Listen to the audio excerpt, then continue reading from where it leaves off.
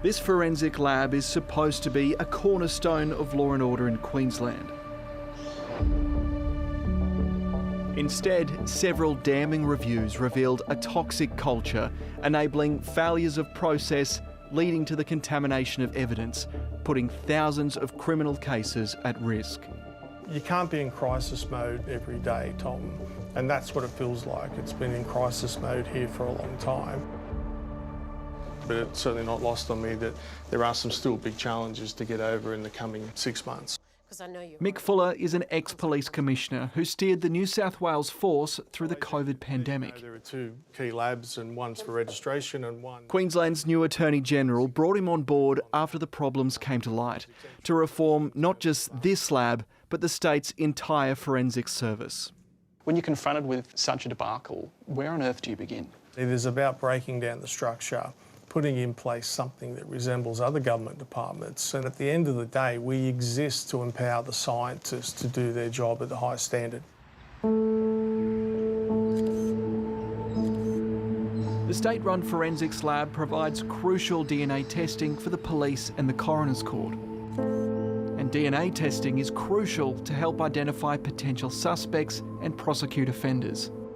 DNA is used to associate items together, and so DNA becomes a tool to say that DNA on the handle of the knife has come from that individual. It doesn't mean that that individual committed the crime, because it could be that DNA could have got there many other ways. So it's an investigative tool, but a very, very powerful tool.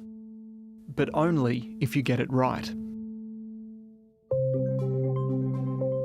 The lab's issues were first exposed 4 years ago when a podcast examining the unsolved murder of Queensland woman Shandy Blackburn found major shortcomings in the DNA evidence and procedures pertinent to her case. It triggered 2 commissions of inquiry in 2022 and 2023, which revealed systemic failures, requiring tens of thousands of DNA samples to be retested. DNA is the cornerstone of criminal justice at the moment. Whether it's a break and enter, whether it's a robbery or something to that effect, DNA is relevant to it. Some people are doing 2 or 3 years prison waiting for trials, and some of that delay is attributable to the DNA retesting. 2 years ago, the former Labor government rebranded the agency as Forensic Science Queensland, or FSQ, and brought in a new director. But when lab staffers raised further concerns after the LNP won last year's state election, the new government ordered its own reviews and suspended the director over alleged contamination issues. She later resigned before the new report identified deficiencies dating back to 2022. Good morning, everybody. The report contains damning findings: contamination, unreliable results, testing delays. We've found shortcuts are being taken.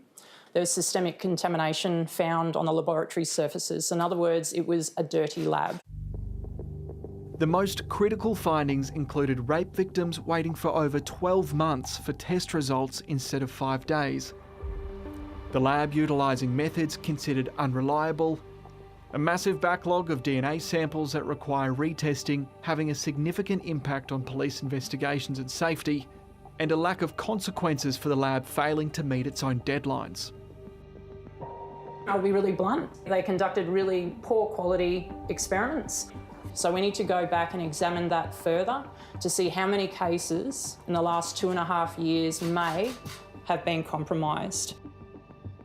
We will own the mistakes of the past, but at the same time is that there will be a victim today that needs to have confidence that Forensic Science Queensland will have their back.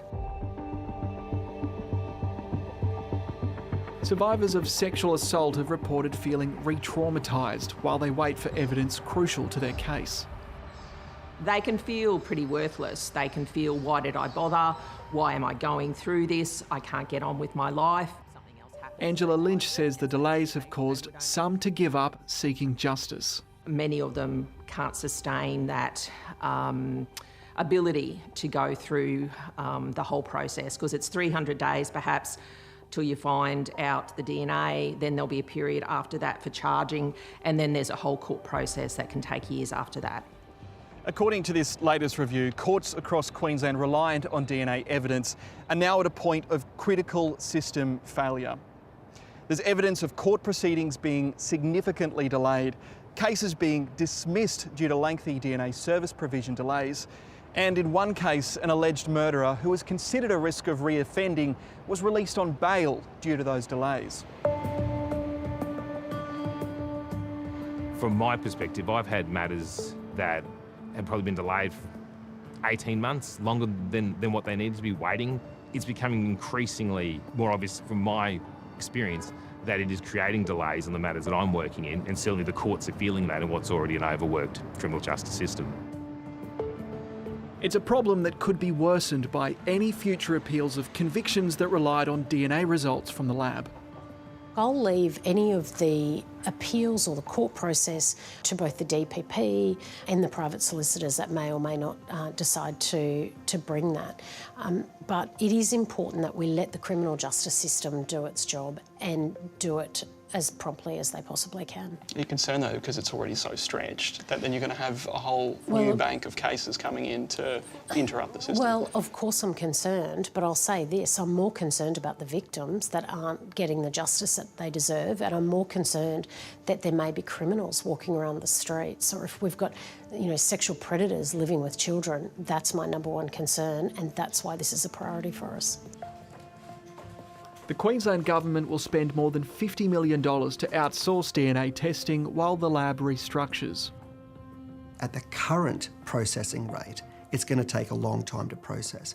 But hopefully, in the next 6 months, 12 months, the procedures will be corrected and ready to be operational, and their rate of completion will be much, much faster to be able to catch up on that backlog. We need to get to the bottom of what's gone wrong, and we will do whatever it takes to fix this system. It's an important part. Mick Fuller's given himself a 12-month deadline to finally resolve the lab's long list of shortcomings. We've resolved the recommendations, at the highest standard, and the business is running well. The backlog is, reducing every day, and I think until that happens, we won't have the confidence of people of Queensland.